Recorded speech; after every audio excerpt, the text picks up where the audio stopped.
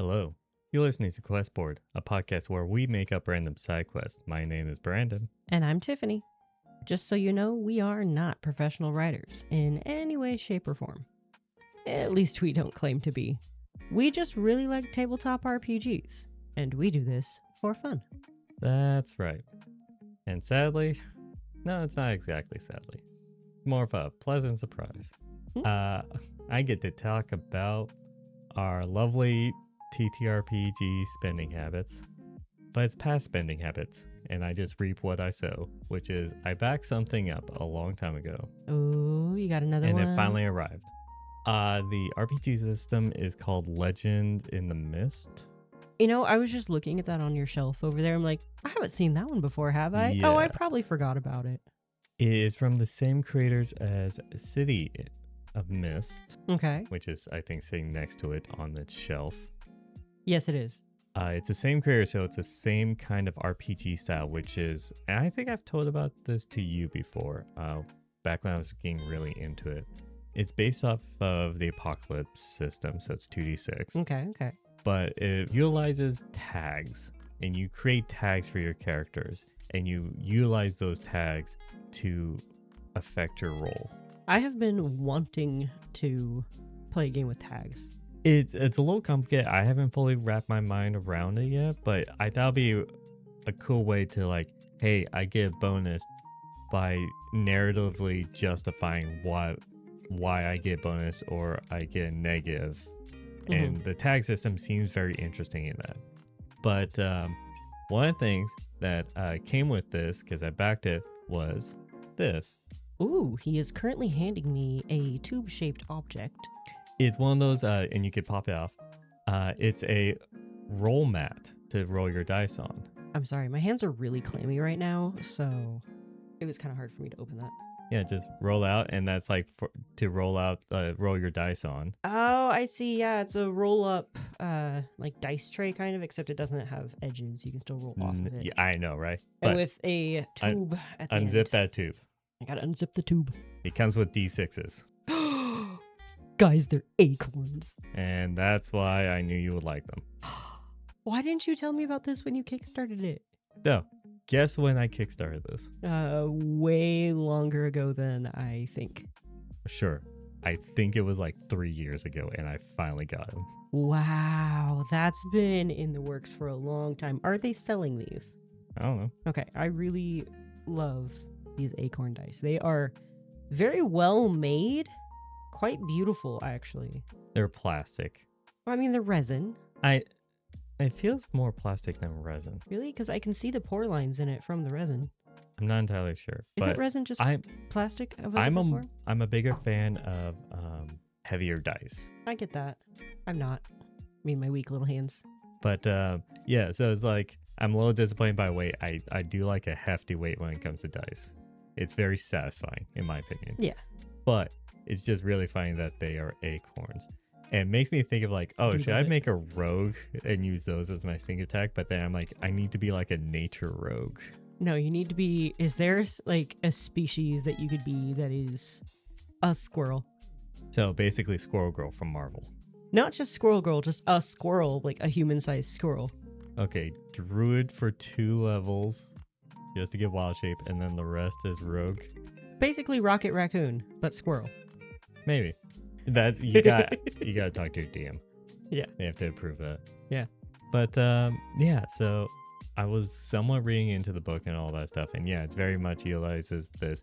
The difference between this and City of Mist is City of Mist is based off of urban environment, like modern day urban, Okay, yeah.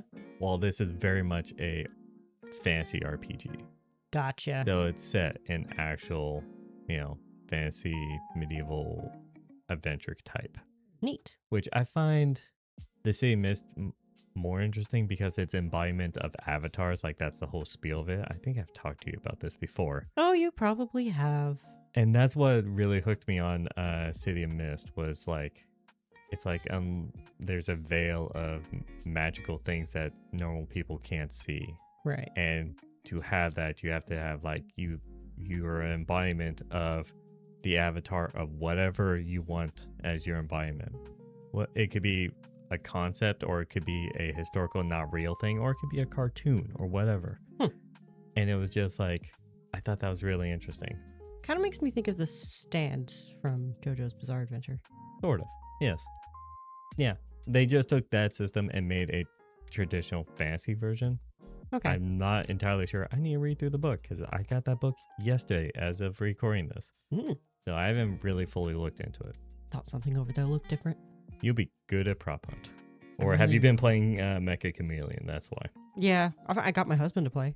Oh, wow. He's actually he's surprisingly PvP, good at it. So, yeah. He's surprisingly good at it. Like, he was at first was like, I'm not going to be good at this game. I can't draw. I'm like, you don't have to be able to draw. He's really good at it, and he can't draw. Oh, that suddenly remind me. I swear, my phone listens. Oh, of course. After you first started talking to me about that, YouTube Shorts started, or it could be just because everyone's playing it. Everyone's playing it right now. It showed a lot more after we talked about it. I saw this one video. I thought about sending it to you, but then I was like, I'll do it later, and then I forgot. Happens. Well, it's probably the funniest video where clearly a content creator did it for the laughs. Oh, yeah. Which is, there was a huge painting, one of those, like, I want to say, like, 10 feet by, 15 feet paintings kind of thing. Did they look like they were in an art gallery? Yeah, I think that so. is a modded map that you can download. Okay. Well, he paints himself as the DVD logo, and he just moves on the painting the entire time, and he was just bouncing off the edges, and everyone in the room was just laughing. Yeah. And I think it was like the hunters, when they finally saw him, they were just laughing too, and wait until he hit a corner, and then they shot him. I saw one time, there's this one, it's one of the default maps where it's a single room and it's just decorated like a big old farm. And there's these like wood cutouts of cows all over the place. Someone just like plastered themselves up against the cow's face and painted themselves to match the cow's face, but gave it googly eyes. It was hilarious. The person seeking was like, I would not have seen that if you hadn't have put the googly eyes on there. And it's like someone else in that group also, it was the art gallery map, and they all decided to be in The Last Supper. That one famous who was painting. Jesus? That someone played Jesus? Somebody put themselves over Jesus's face and then proceeded to draw basically a stick figure face because they couldn't figure out how to paint a really nice face. Is that blasphemous? I'm not entirely sure. I feel like Jesus would laugh at that. He had a sense of humor. I was about to say down in comments, but let's not. Let's not. I thought it was hilarious. Anyways, yeah, and all I wanted to talk to today was I got a new RPG system. I absolutely love that them. we're probably not going to play. I know, right? Because we just keep playing D&D. Because it's what we know and love. It's just like, I have several that I want to play, but it's just like, it's hard to convince players to play a new system. Or I have like the Borderlands system that I really want to play, but then no one in our group is a fan of Borderlands except for me. My husband knows Borderlands. And so it's just I'm aware of its existence.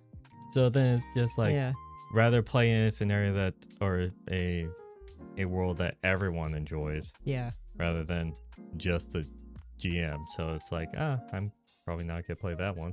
Well, you and I also both have the Avatar: The Last Airbender system, which is Apocalypse system. And the problem is, now I'm hesitant about playing any Apocalypse system because your husband's not a big fan of that RPG system. What? We could test out to see if a different one is, but it very much seems like down to the core, that's not exactly his. Well, with the Monster of ideal. the Week one, that's more roleplay based. Yeah. Which is what chased him away. But I don't know if the 2d6 system is designed to be a number crunching system. Yeah. It seems like the 2d6 system leans towards role-playing more than the d20 based system. Yeah. That's the problem. It is. And for so, him. For the rest of us, we enjoy it. But then that cuts off like several of our RPG systems that you and I both collect. Or we start a side group. I do have a PDF, it doesn't exist in book form, of a One Piece system. It's not a system, it's 5e, but it's One Piece world to play 5e in. I mean, anyone can make a One Piece world to just put in for the D&D 5th edition. Yeah. Yeah, it's... I know, but like someone actually made like a really well-made book online for it. They've got all the different... Nice. They're not different races. They're just different versions of humans. They're all human. Well, speaking of books that we have and own now, I don't know if anyone remembers, we did one episode before where I have a table book of random side quests that my brother gave me for Christmas. I'm sorry, you're rubbing off on me because I can't remember if that was last Christmas or the Christmas before. I think it was just the most recent Christmas. Yeah, I think it's relatively new. Anyways, so we just decided on a whim we're gonna do that. Yeah, we both kind of just sat down like, what do you want to do today? I don't know. And so, yeah, we decided to do something different. Even though it's just give you the same format. Quest Same forward. format, but different source. Sure. So, you need to roll a D8 for the different type of quest. D8. 8. We're on a holy quest. Oh my gosh. Deus Vult. D6 for this holy quest. 5. Number 5. Local farmers begin reporting strange designs pressed into their crops. Aliens. I know it. Or drunk kangaroos. Hey, on the YouTube video, Tiffany, can you put up that aliens guy? Just like aliens. Everyone knows what I'm talking about. Oh yeah, I do.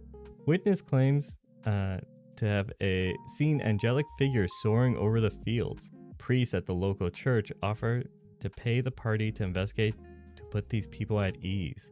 So they've seen angelic figures soaring over the fields, and there's weird designs pressed into their crops. Drunk Aarakocra. You just want to be a letdown quest, don't you? So I recently saw a thing where there are, I think it was kangaroos. Yeah, it was kangaroos in Australia, obviously, that would eat like fermented sugarcane or something like that, and then drunkenly hop in circles. Oh, wait, no, they were eating poppies, and they got high. I mean, I know of bees eating fermented like fruits or plums that sit on the ground, and then bees get drunk. Right, yes, but these kangaroos would eat those poppies, and then they were hopping in a circle in a field and creating crop circles. Okay, if we're going along lines of like, oh, it's just a disappointment. Or if it is, was it ASMR? ASMR? ASMR? Whatever. ASMR? Tomato. I was gonna say if it's a Aarakocra. Sorry. If it was an Aarakocra and it's a letdown quest, what happens if he's just trying to write in Aarakocran? I don't know if that's the official language. I don't know if they have a language. But he was trying to write in Aarakocran on that to propose. Oh. And his girlfriend is going to be flying above. He's like, oh, this is just a, like, I know she's going to see this kind of thing. It's just planning a proposal. And that was it. No, they don't have their own language. No. But it's just, I just imagine the field says, you, me, prom? Yes or no? Okay, a lamer proposal. No offense to high schoolers, but luckily I didn't get turned down for my prom when I asked someone to prom. I was just amazed that someone asked me. I was about to like, oh, do we want to open up these cans of worms? No, it'd be too sad. I was a wallflower nerd when I was in school. And I ended up going to a very small half home school for high school, so I was just surprised we had a prom, let alone someone asked me.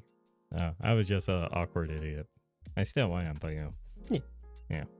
Anyways, what are we going to do? Is this going to be a proper quest, or is this going to be what I'm calling a letdown quest? Where let's make it cool. I mean, proposing is kind of cool. Says the married woman. Admittedly, when my husband proposed to me, he had his friend taking pictures of the whole thing in a bush nearby, and he popped out of the bush so fast he scared me. I was just like, random man in a bush, why? And I just vaguely recognized him. I didn't know him that well yet. Oh, this Aarakocra could be the best friend. He's like, I gotta stamp out the will you marry me. They're coming over Oh, yeah, soon. because they're on a date. Yeah, and they're gonna fly over. and they're gonna fly over. But okay, has he been working on this for a while? Because it's like there's rumors and they have seen this. Like it's not a one-time thing. Yeah, true. Well, it says local farmers begin reporting strange designs pressed into their crops. Witnesses claim to have seen angelic figures soaring over the fields.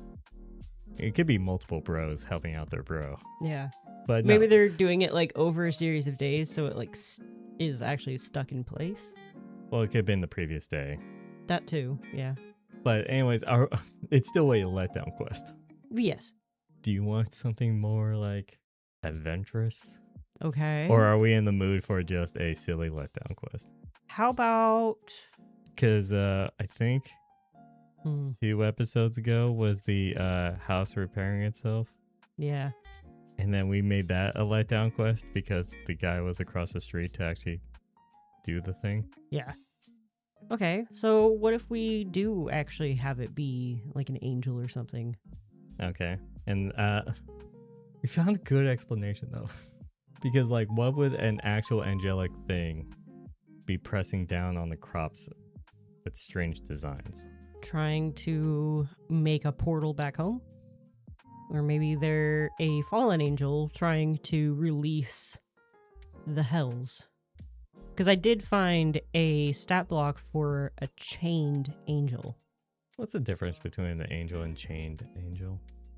Fallen angel. Oh, is that actually a fallen angel? I'm assuming fallen. Because it's natural evil. Or neutral evil. I don't know. I mean, yeah, we could go the route of these farmers and priests don't know magic, so they can't recognize a magic circle. Yeah, You know what I mean? that would make sense. So if we go based off of like the low intelligence of a common person, they wouldn't recognize something like that. So then that could be the angle we could work with if we want to do a more serious thing. The angel angle? I mean, we could do an angel, we could do an Aarakocra, we could do a Anything with albino Kenku. wings. I don't know if Kenku can actually fly. Well, they're bird-like. Is that racist of me? I'm sorry. They're bird-like. I don't think they have wings. To all their, They they say have Aarakocra. Front arms and their hands are textured like the feet of a bird. I don't know. A friend of mine is playing one in one of my other campaigns. Currently, he's naked and blue. Cool. Like all of his feathers fell out. We need to get back on track. I know. That was a weird sidestep. Yeah. But not a Kenku. So we don't have to make this an angel per No. se. I'm saying that could be options. Yeah.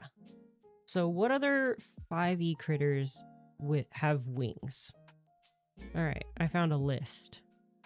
And it even tells you the page in the monster manual that it's on. This is just flying monsters though, so they don't all necessarily have wings. Okay, that's fun. Got Aarakocra, Deva, Plaintar, Solar, Flying Sword. Definitely don't have wings. Banshee, Beholder, I just want Death to state, Tyrant. just to give ourselves more breathing room. Yeah. There is an item according to Roll 20, so a little bit reputable. Mm-hmm. Wings of Flying. While wearing this cloak, you can use an action to speak a command word. This turns the cloak into a pair of bat wings or bird wings on your back for 1 hour or until you repeat the command words. It gives you a flying speed of 60 feet. Right, they used that in Critical Role. So, anyone could appear angelic to Yeah. local farmers. Okay, so it's someone that has acquired that cloak somehow. Yes. I like this. I'm just giving so we don't have to stick with a Right. specific race. And maybe they like dress up to try to look all angelic and stuff and bring on those wings to try to scare the farmers maybe, and they're trying to either open a portal to another plane or summon something, or I don't know. They're drawing a magic circle in the field. But it has to be a really big one. Maybe they're trying to summon the Demogorgon or something. Okay, how serious are we want this? Because I also I thought of a stupid, silly reason. Well, we've gone from marriage proposals to Demogorgon, so anywhere in between is fine. Well, 1, marriage proposals are never silly. How dare you? 2, I don't have a 2. Anyways, I thought I was gonna go somewhere, but I did.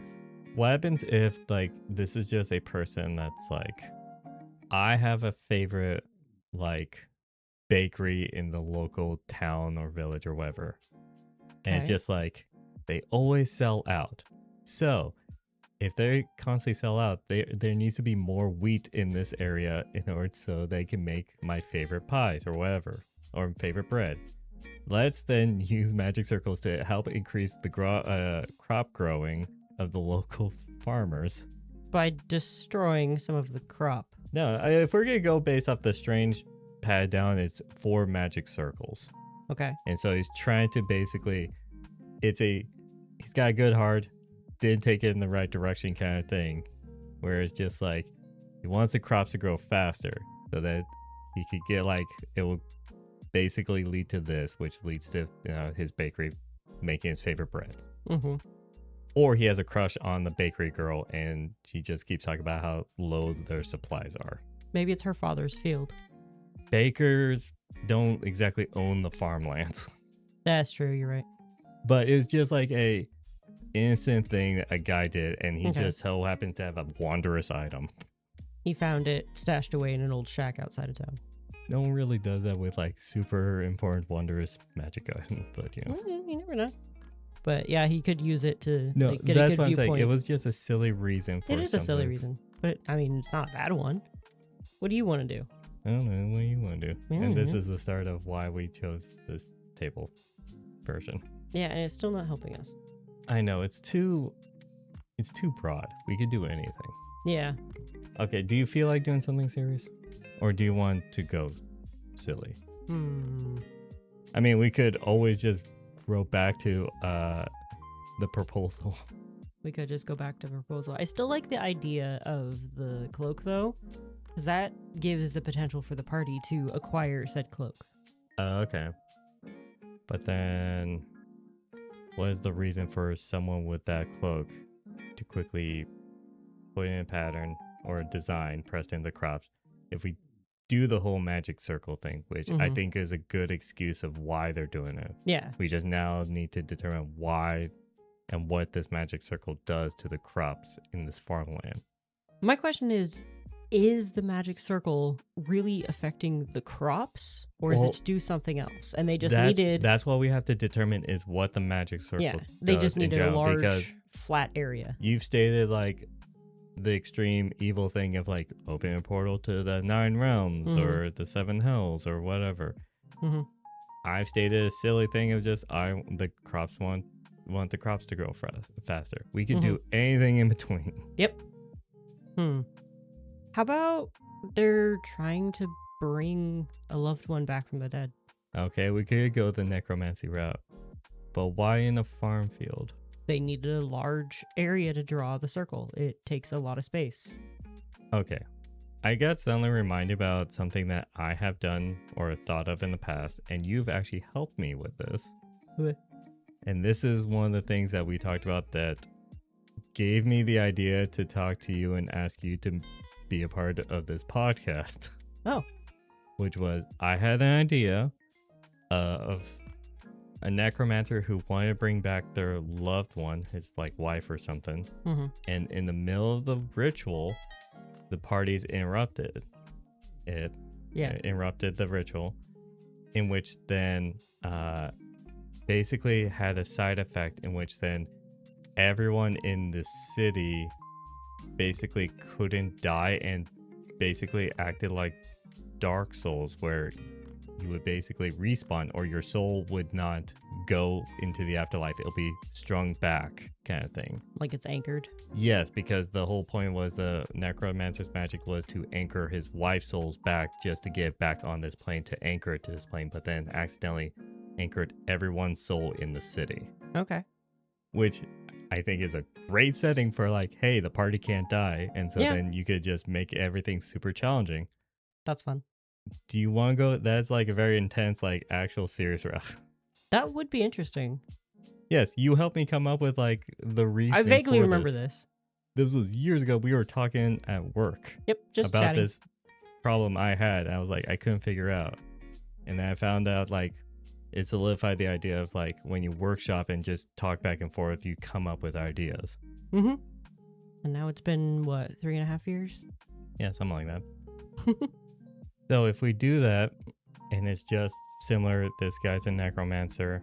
Maybe he's a new necromancer and he didn't realize the size of the circle affects the size of the spell. And he didn't realize that he wasn't supposed to draw it that big. He saw it in the book and it maybe took up like the whole page or something. So he was like, oh, I gotta draw this big. If he does that, or it does need to be big because of how intricate the things are. Yeah. So if it is that, then what? Is the party going to like slowly investigate and then he's going to feel rushed about starting the ritual? Yeah. And that gives the chance the Maybe party to interrupt it? he doesn't finish like the containment part of the Okay, sigil. hang on. Can we give this guy a name? Oh, right. I need to open that tab. Here we go. Emilio Fox. Okay, Emilio. He slowly, it's like there's farmlands like right outside of cities. That's Yeah. the thing. That's like this farmland is just right outside city walls. Mhm. And Maybe far enough away from the city wall that someone walking along the wall can't see it. Because crops go for miles. true. I was just wondering if like this circle would then encompass the city. It doesn't have to be a city. It could be just a town, like Yeah. a population of 1,000 or 2,000. That is true. And so it's one of those like not like stone city walls. It's one of those palisades, wooden like sticks walls. I have an idea. Okay. So maybe the purpose of the circle is to steal a portion of life from another being that is within the circle.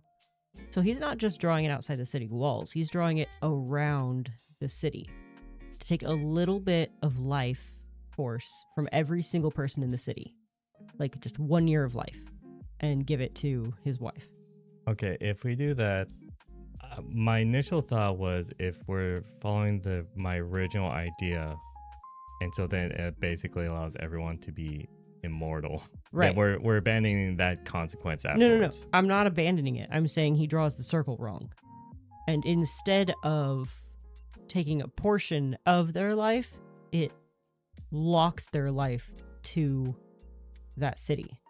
So maybe if they So, leave the okay. city, then they can die, but while they're in the city, they cannot die. Oh, you're saying, okay.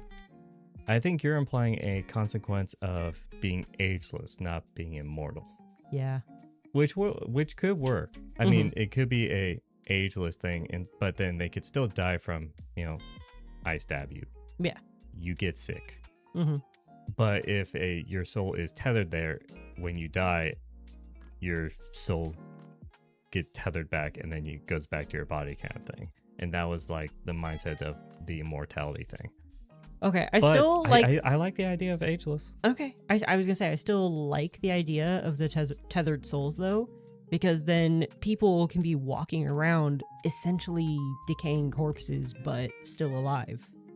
And they can't die. And that makes it more of a curse. Because, I mean, if people just live longer, I who think would want to stop that? Well, that's more of a thing on the mental fortitude. Well, yeah. Because if you don't age and don't die of old age, after a long time, that gets to your head. Especially if you're a species who doesn't normally live Based that off of long. movies. What could happen is we could set up they interrupt it, Okay. and then he gets mad, attacks, boss fight, all that stuff. Yeah. They kill him. They think the job is done. Right. The DM won't tell them. And hopefully this is like a world that like you have multiple campaigns in. Mm-hmm. That they just basically made everyone in that village or whatever ageless, and they're like small farmers and all that stuff where they tend to just we stay here our whole lives, Right. We don't go anywhere. but anyone who is born there from their ageless parents, they still age up because they weren't affected by the spell directly. Okay, so it's So just then- a one-time thing. It's not So a then continuing. this will be a setting in the world where then there are people who do not age, but their children age. Right. And it's like a weird what a lot of them would consider a curse, especially seeing their children or grandchildren die, Right. and they are still the same age. That is something to reveal to your party Later. in a different campaign. So It's like this a is- huge impact. This is a long con. Yeah. How do you like that? I do like that. Okay. So, to summarize, Mhm. I love how this is a holy quest, but we did not make it a holy quest. Oh, right. Well, Well, no, it's fine. the we church do whatever we want. The church gives the quest. That makes it a Yeah. holy quest. Local farmers see strange designs and all that stuff in their crops. Witnesses claim to see an angelic figure. We determine that it's a actual human With a who has the cloak that can make bird wings. Mhm. So it looks angelic to a local farmer Yeah. or any random witness. Mhm. Party investigates it. They see traces and notices that all these things are scattered all around, and possibly with some religion check / arcana checks and Mhm. all that stuff, figures out that it is a magic circle to affect everyone in the village to pull their life essence. Mhm. Stops the necromancer in the middle of the ritual because he feels rushed because there's now party adventurers investigating it. Right. What they don't realize is he's activated it. They're going to stop him in the middle of ritual, maybe a full moon or something, Mhm. go ritual style. But then that causes everyone. And if you want to argue, even the party becomes ageless as a repercussion. They will then still kill, I forgot his name, Emilio. Emilio. They will still kill him because ageless doesn't mean you can't die Right. from your head cut off. And so then they think it's a job well done. It stops, all Mhm. that stuff. Then it's a long con of when they realize that they are ageless and all those people are going to be ageless. Yep. Either through the end credits of after the campaign, if you do like a jump forward, or you're going to be playing new characters and it's set in the way future. Right. I think it'll be a really cool ball to drop on your players. That would be. And would really feel like your players actually had impact on the world. Yeah. And it was the event that they were a part of. Maybe one of these days I'm just going to make a world, and then like whenever I'm DM, we'll just play in the going in same that world world. so that you can remember the actions you did. Maybe I'll work on that. Anyways, I think with all that, this this episode's a little bit longer than usual, but we finally got there. A lot of spitballing. A lot of spitballing, but that is what workshopping is spitballing and seeing what sticks. That's what we do. Normally our episodes are shorter though. Sometimes we're like immediately and we just go with it, and Yep, then it's that's like it. And we're both just sitting here staring at each other like, what else? 23 minutes in, we're done. So if you put this quest in your campaign, let us know how your party reacts when you finally reveal to them about the ageless side effect. I would love to hear their reactions because that sounds funny. You can let us know down in the comments of this YouTube video. It might be a long time before they'll actually update us about this one Yeah. since it's a long con. Mm-hmm. Or you can let us know on X at Questboard Pod or on Blue Sky Questboard. If you have a job posting of your own that you want us to make a quest out of, hopefully we won't react like in the beginning of this one for this post or this scenario.